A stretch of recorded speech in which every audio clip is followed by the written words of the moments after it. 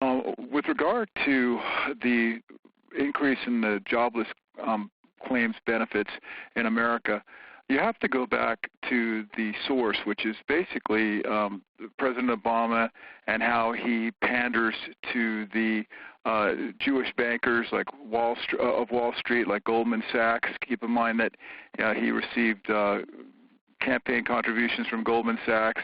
He also did a banker bailout of billions of dollars where the money went back to bail out these crooked banks that had been investing in fraudulent credit default swaps and similar.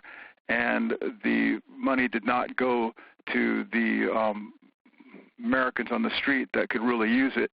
And so what that jobless claims benefit is showing basically is it has increased. Now keep in mind that many Americans have been out of work chronically for long periods of time, and they're not even showing up on the records. And so, like I said, when President Obama did the banker bailout, George W. Bush had also done it with Treasury Secretary Hank Paulson in the prior administration. But President Obama had done it as well. And you have to keep in mind, he's just serving his campaign donors. And like I said, Goldman Sachs was one of them. And we're just seeing that manifestation in the American economy. You see these Wall Street bankers, like I just mentioned, Goldman Sachs and J.P. Morgan Chase and others, and they have basically been doing foreign investment, outsourcing manufacturing to China and India, decimating the American middle class in the process. And we just don't see, any improvement here in America in that regard. So it's a terrible situation, and you see these foreign expenditures overseas in the billions of dollars with regard to wars in the Middle East for Israel that began with Iraq, and now we see that same Israeli Likudnik, Oded-Yinon neocon plan that, like I said, started with Iraq, and now it's being expanded to Syria, with the British getting on board, bombing Syria as well.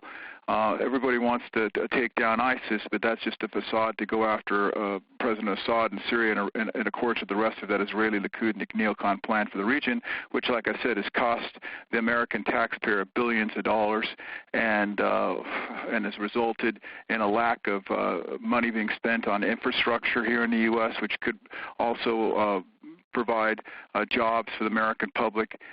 So America is really just turning into a third world country, unfortunately. I'm an America First patriot, and when you have the Israel lobby influence on the American government like we see here in the States, getting us, like I said, into these foreign, wars which are not in America's interest, they only create more terrorism and blowback, like former CIA bin Laden unit head Michael Scheuer had said. And, you see also President Obama sitting here pushing that same Israeli Likudnik neocon agenda of Oded-Yinon against Syria. And the American middle class, like I said, is being decimated, and they just don't have any jobs. And it's a tragic situation for Americans.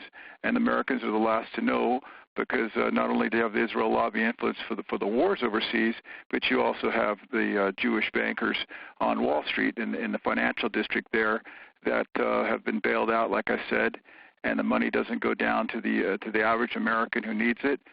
They have their fraud bailed out, and they are allowed to perpetuate and continue to do so in the future. So until that's addressed, this Zionist yoke on America, the situation here is never going to improve.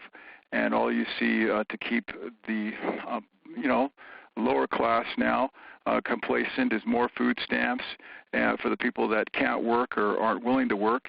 And eventually America is just going to go broke. You can't keep printing money forever. That with the quantitative easing that subsided last year, but now you have 0% interest rates, and there's talk about Janet Yellen, who basically is in charge of the Jewish-run Federal Reserve, with the former Bank of Israel chair, Stanley Fischer, who's basically, there as well.